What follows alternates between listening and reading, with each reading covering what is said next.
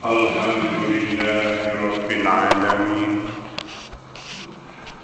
Wa bihi nasta'inu ala umuri dunya waddin. Ashhadu an la ilaha illallah wahdahu la syarika lah. Wa ashhadu anna Muhammadan abduhu wa rasuluh. Amma ba'd. Para hadirin yang dimuliakan Allah Subhanahu wa ta'ala,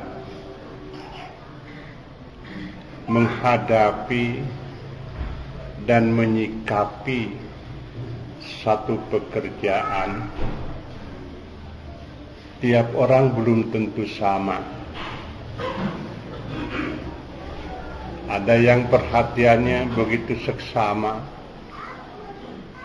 ada juga yang menyikapinya itu adalah dengan cara biarlah nanti juga gak akan terwujud.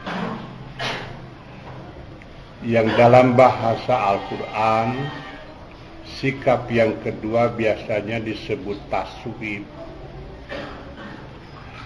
Maka tentu akan timbul akibat yang berbeda ketika yang satu sampai kepada waktunya dia wujudkan pekerjaan itu secara seksama dengan penuh kesempurnaan dan ketentraman. Namun yang satu lagi, begitu datang waktunya, dia lakukan dengan sikap yang tergesa-gesa. Oleh karenanya, kedua sikap itu di dalam bahasa Al-Quran diungkapkan dengan ungkapan yang berbeda. Yang satu diungkapkan dengan kata-kata musyaroah, yang satu lagi diungkapkan dengan kata-kata al-ajalah. Al-ajalatu dalam satu ungkapan diungkapkan minasyaitan. Sikap tergesa-gesa adalah pengaruh yang buruk daripada syaitan. Sedangkan musyaroah, bersih cepat, bersih gerak, melakukan satu pekerjaan penuh dengan perhatian minallah, itu adalah datangnya daripada Allah.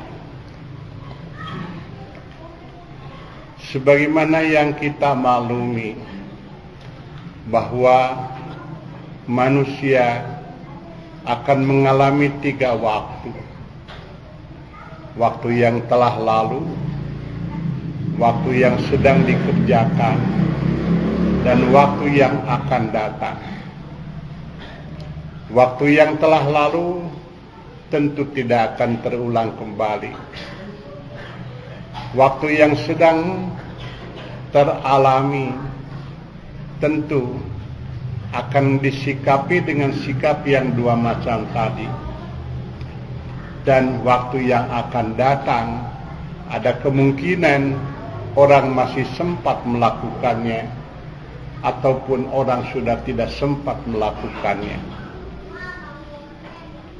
Dalam hal inilah Rasulullah Shallallahu Alaihi Wasallam, beliau pernah mengungkapkan 2 perkara, magbunun katsirun minan nas. 2 perkara yang kebanyakan manusia itu tertipu.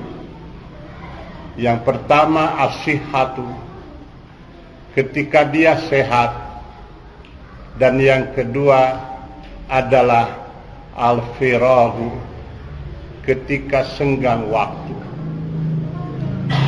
Banyak orang yang lupa dan terlupakan ketika sehat. Banyak orang yang lalai dan terlupakan ketika dia senggang. Makanya jangan heran ketika pada satu saat timbul penyesalan. Namun masih untung kalau kesempatan masih ada. Penyesalan bisa diperbaiki dan bisa diulangi. Namun ketika pada satu saat tentu kita akan mengalami penyesalan yang tidak bisa diulangi dan tidak bisa diperbaiki lagi. Karena ajalun musamman, semua perkara ditentukan waktunya. Oleh karenanya, kenapa Allah menyatakan wasari'u ila magfiratin mir rabbikum wa jannah. Segeralah kamu menuju kepada ampunan daripada Allah dan kepada surga arduhas samawati wal ard, yang luasnya itu adalah langit-langit dan bumi, uiddat lil muttaqin, yang dipersiapkan bagi orang-orang yang takwa. Para hadirin yang dimuliakan Allah Subhanahu wa taala, dengan ungkapan ila magfiratin mir rabbikum menunjukkan bahwa hakikatnya magfirah itu bukan sesuatu yang berdiri sendiri, akan tetapi magfirah itu adalah sifatnya kausal, infial, merupakan sebab dan akibat. Tidak ada magfirah yang tanpa terkait dengan amal. Oleh karenanya hakikatnya wasari'u ila magfiratin, segeralah kamu menuju kepada magfirah, dalam arti menuju kepada pekerjaan. Yang pekerjaan ini akan jadi magfirah bagi pengampunan, bagi kesalahan-kesalahan yang pernah kita lakukan. Sehubungan dengan itulah ada beberapa keterangan dan penjelasan daripada Rasulullah sallallahu alaihi wasallam yang berhubungan dengan masalah-masalah amal yang jadi magfirah bagi kesalahan. Ketika pada satu kesempatan Siti Aisyah pernah menyatakan annaha tasaddaqat, bahwa dia pernah bersedekah bihabbati inabin, hanya sekedar dengan sebiji anggur. Tentu yang diungkapkan oleh Siti Aisyah ini adalah sesuatu yang secara fisik kalau dinilai sesuatu yang sedikit dan murah. Namun pada kenyataannya bahwa ternyata agama menghargai yang sedikit, bukan hanya menghargai dan memperhatikan yang banyak. Karena yang jadi masalah bukan sedikit dan banyaknya, tetapi nilai daripada sedekah yang dikeluarkan itu.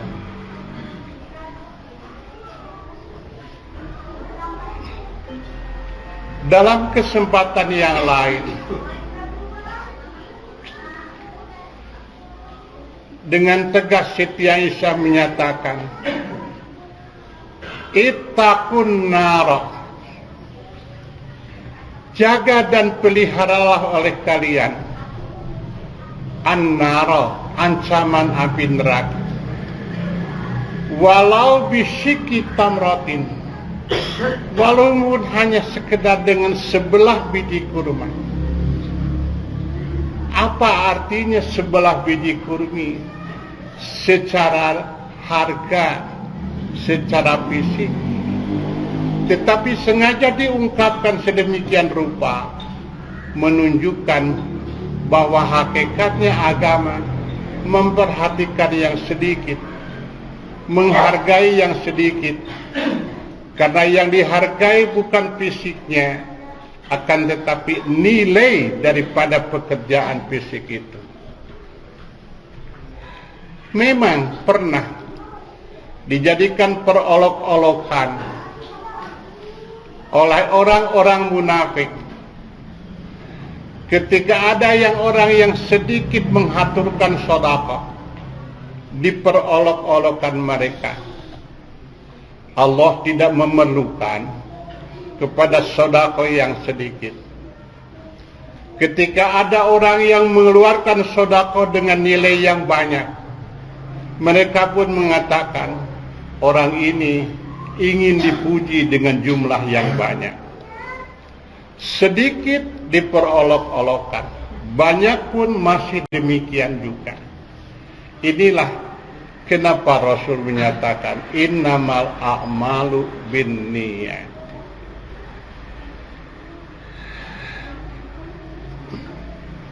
Dalam kesempatan yang lain,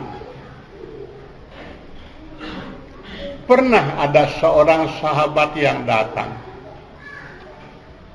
meminta nasihat kepada Rasulullah. Ya Rasulullah, nasihatilah saya. Tetapi saya mohon nasihat itu jangan panjang. Nasihat yang pendek saja, agar saya bisa memahami dan bisa menghafalnya nasihat itu. Waktu itu Rasul menyatakan la taghdab. Kamu jangan marah. Rupanya sahabat ini merasa heran. Kok kenapa Rasulullah memberi nasihat dengan kata-kata yang seperti itu, la taghdab? Bukankah ini sesuatu pekerjaan yang sudah terbiasa berlaku di kalangan mereka? Namun setiap kali orang itu mengulangi kepada Rasulullah, nasihatilah saya, Rasul tetap menyatakan la taghdab, kamu jangan marah. Apabila demikian halnya, menunjukkan bahwa ada marah yang dilarang oleh agama. Tetapi dalam kesempatan lain menunjukkan ada juga marah yang diwajibkan oleh agama. Bukankah Allah yang maha sempurna pun salah satu ciri, salah satu sifatnya adalah al-ghadab? Bukankah setiap kali sholat kita nyatakan ghairil maghdubi alaihim waladhdallin? Ya Allah, jadikanlah kami kelompok orang-orang yang tidak dimurkaimu. Menunjukkan Allah saja murka. Rasul pun marah, sehingga dalam satu keterangan dikatakan hatta marra wajhuhu, sehingga memerah wajahnya, menunjukkan marah yang luar biasa. Apabila demikian halnya, marah mana yang dilarang oleh Nabi itu? Marah yang tidak tentu arahnya, marah yang tidak bermanfaat, marah yang hanya sekedar menimbulkan kesenangan orang yang menjadi subjek marah itu. Hal inilah Rasul menyatakan la taghdab, menunjukkan dalam kesempatan lain kita pun dianjurkan untuk marah. Nu dilarang sanes amakna, tapi nu dilarang mah amak-amakan. Sabab amak-amakan mah tara puguh arahna. Orang yang marah itu adalah untuk menjaga diri. Tetapi pada satu saat, kalau sudah bergeser nilai dari menjaga diri menjadi harga diri, nah inilah yang dilarang oleh agama. La taghdab kita mulai saja dalam keluarga. Suami terhadap istri, istri terhadap suami, dapat dirasakan bagaimana akibatnya. Tetapi apabila terjadi pergeseran nilai dari menjaga diri menjadi menjaga harga diri, tentu apa pula yang terjadi antara suami dan istri. Banyak timbul masalah dalam keluarga. Masalahnya masalah yang sepele. Kenapa? Karena masalah menjaga harga diri, bukan menjaga diri. Padahal jelas di dalam Al-Quran kita dianjurkan ku anfusakum, jagalah diri kalian. Barakallah. Alhamdulillah, birahmatihi yatarahamu ibaduhul mu'minun. Asyhadu an la ilaha illallah wahdahu la syarikalah wa asyhadu anna Muhammadan abduhu wa rasuluh, amma ba'du. Rasulullah sallallahu alaihi wasallam dalam satu kesempatan beliau pernah menyatakan, man kazama ghaizan, barang siapa orang yang mampu menahan amarahnya, wa huwa yaqdiru ala infadhihi, padahal dia mampu mengeluarkan ghaiznya itu, dia mampu melaksanakan amarahnya itu, mala Allahu qalbahu amnan wa imanan, niscaya Allah akan memenuhi hatinya dengan rasa aman dan iman. Kenapa? Karena aman, tidak ada korban daripada amarahnya. Kenapa dikatakan iman? Karena dia yakin bahwa pada satu saat amal yang seperti itu akan termasuk amal-amal saleh yang akan mendapatkan penghargaan di sisi Allah. Sehingga pada suatu saat Rasulullah sallallahu alaihi wasallam kembali, beliau menjelaskan, idza kana yaumul qiyamah, nanti pada hari kiamat, nada munadin, akan ada yang menyeru, yaqulu sambil berkata, ainal afuna anin nas, manakah kiranya orang-orang yang suka memaafkan kesalahan orang-orang. Halumu ila rabbikum, kemarilah, datanglah kepada Tuhan kalian. Wa khudhu ujurakum, dan ambillah penghargaan kalian. Wa haqqun ala kulli imri'in muslimin idza afa an yadkhulal jannah, dan satu kepastian bagi seorang muslim apabila memaafkan kesalahan orang, maka dia akan menjadi penghuni tempat yang berharga, tempat penghuni yang mulia.